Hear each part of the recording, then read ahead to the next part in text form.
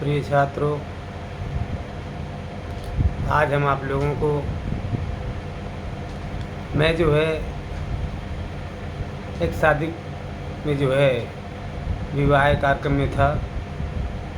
उसके बाद जब मैं आज आया तो मैं ज़्यादा नींद भी नहीं ले पाया और मैं आज आप लोगों को हिंदी के माध्यम से मैं अनियुक्त विलासा नामक पाठ की पद्यांश में संस्कृत पद्यांश में श्लोकों का अर्थ बताने चल रहा हूँ, सो आप लोग ध्यान से सुने।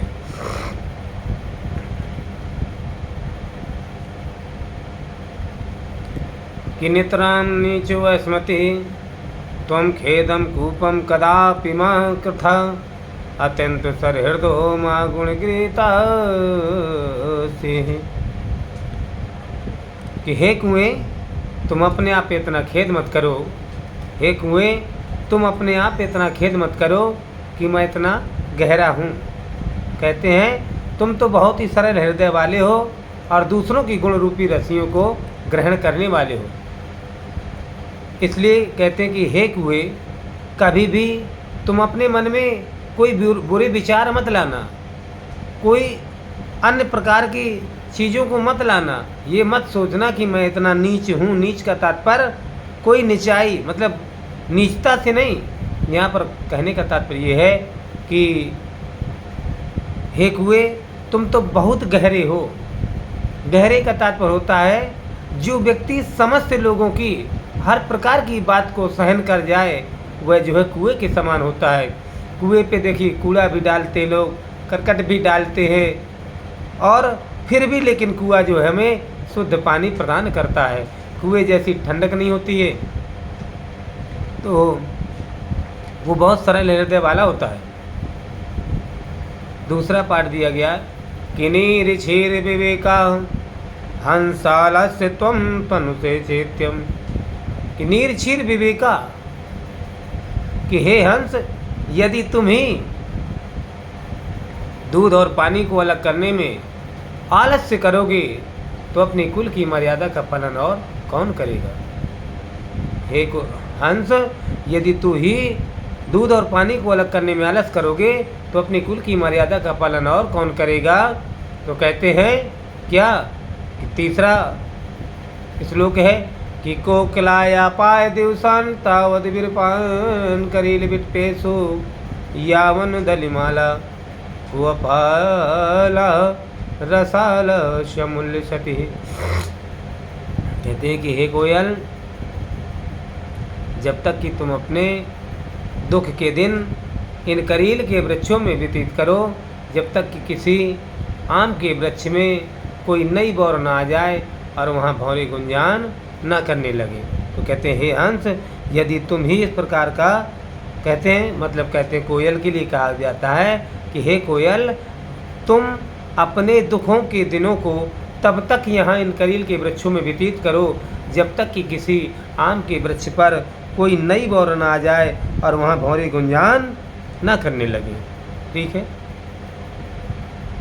फिर कहते हैं कि रे रे चातक सावधान मनसा क्षणम श्रूयताम अवदो वैभो बसंति सर्वपि न तादृश केचित् वृष्टि विर्यादन्ति यम यम पश्यसि तस्तत्पुरतो महाब्रुदीन वचः।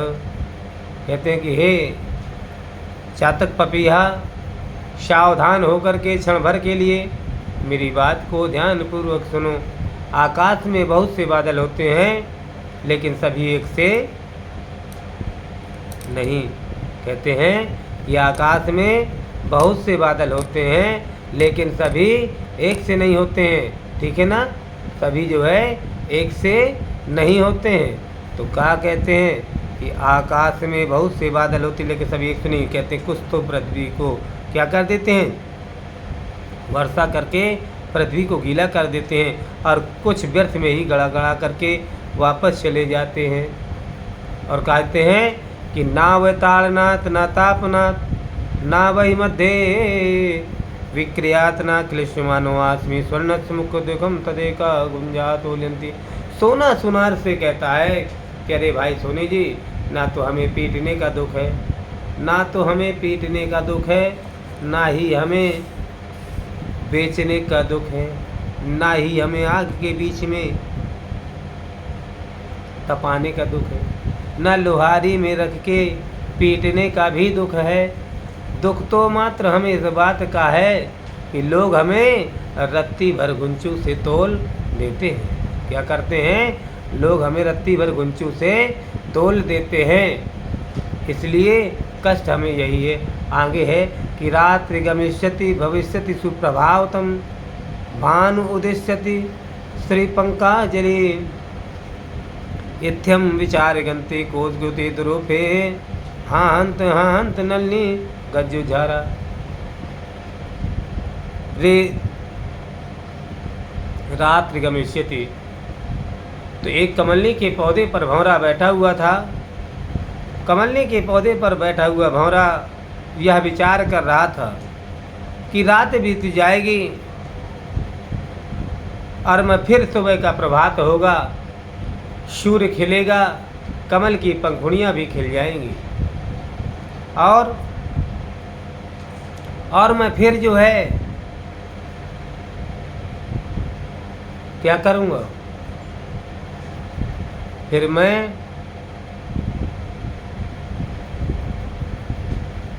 अपने देश की ओर क्या करूँगा? उड़ जाऊँगा कमल मकरंद का पान करके। ऐसा बैठा हुआ भंवरा विचार ही कर रहा था कि अचानक ही एक हाथी आता है और कमलनी के पौधे को उखाड़ करके फेंक देता है। तो कहते हाय बड़ा दुख है। और अगला श्लोक है आपका वीर वीरन को जिसे थे क्या है कि बंधनम मरणम वापि जयो वापि पराजयः उभयत्र समो वीरा वीर भावो ही वीरता। जन्म हो या मृत्यु हो और हार हो या जीत हो, दोनों भाव ही वीरता के भाव कहलाते हैं।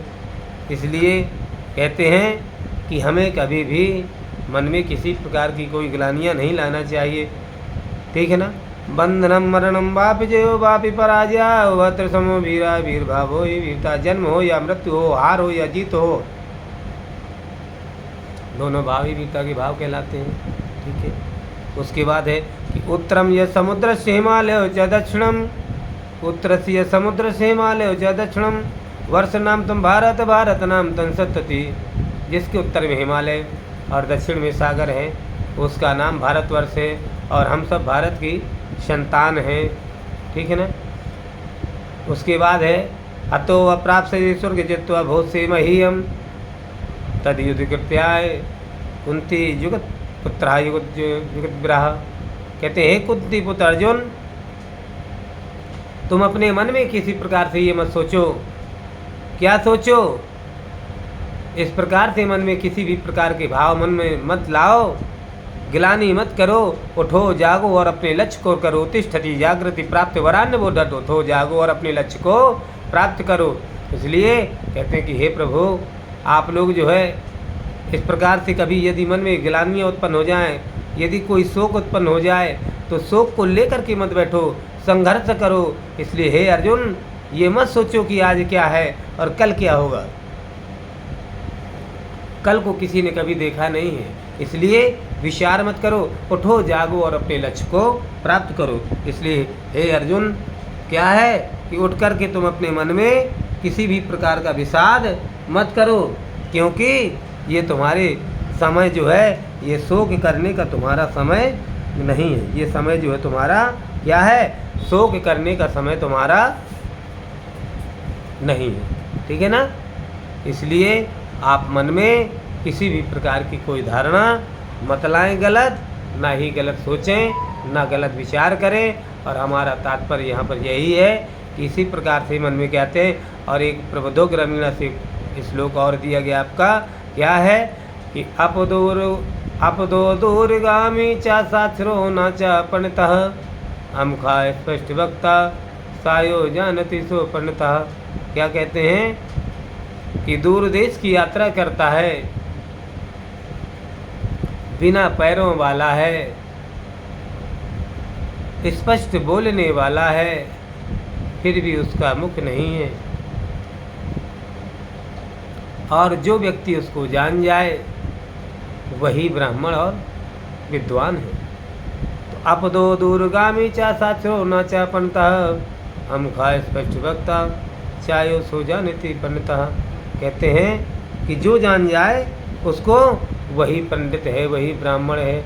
इसलिए हम आप लोगों को ये विचार करते हुए चलना है, सोचना है, मन में किसी प्रकार की कोई गिलानियाँ नहीं लाना है, ना ही किसी प्रकार का विषाद करना है। इसलिए और एक श्लोक आप कहा और है भारतीय संस्कृति से कि सर्वे भवन्तु सुखिनः सर्वे सन्तु निरामया सर्वे भद्राणि पश्यन्तु माँ कश्चित् दुर्भाग् भवेत्। सर्वे भवन्तु सुखिनः, सभी सुखी हों। सर्वे भवन्तु सुखिनः सर्वे सन्तु निरामयाः, सभी सुखी हों और सभी निरोगी हों। सर्वे भवन्तु सुखिनः सर्वे सन्तु निरामयाः सर्वे भद्राणि पश्यन्तु माँ कश्चित् दुर्भाग् भवेत्। कहते हैं कि संसार में कैसे हो सभी लोग सुखी हों। सर्वे भवन्तु सुखिनः सर्वे सन्तु निरामयाः, सभी निरोगी हों। कोई भी किसी भी प्रकार का व्यक्ति कष्ट का भागी ना हो। ठीक है ना। इस प्रकार से जो भी कुछ हम देखें, हम लोग जहाँ भी रहें, जो भी कुछ कार्य करें, सब कुछ अच्छा ही अच्छा कार्य हो, सब कुछ अच्छा ही अच्छा हो। इसलिए हम सभी लोगों से यही कहना चाहते हैं कि मन में आप लोग किसी प्रकार की कोई गिलानियाँ उत्पन्न न करें। तो मैंने आज आप लोगों को यही जो है यहाँ के श्लोक बताए, इन श्लोकों को आप लोग कंठस्थ करें। और आज के वीडियो में बस इतना ही बहुत है, क्योंकि मुझे थोड़ा सा बाहर जाना पड़ता है कि कार्य में, इसलिए मैं आप लोगों से क्षमा चाहता हूं सभी लोगों से। और मैं आप सभी लोगों से यह भी चाहता हूं कि आप लोग अच्छी प्रकार से पढ़ते रहें, अच्छी प्रकार से मनन करते रहें, क्योंकि आप लोग यदि इसी प्रकार से यदि तैयारी में लगे रहेंगे तो हम दावा करते हैं कि आप लोग कभी भी किसी भी प्रकार की जो आप चिंता में नहीं रहेंगे, ना किसी प्रकार का हर्ष विषाद होगा, ना ही मन में कोई गिलानी उत्पन्न करें। तो मैं सभी लोगों से यही कहना चाहता हूँ कि अच्छी प्रकार से आप लोग कंठस्थ करते रहें। जय जय श्री राधे राधे। धन्यवाद।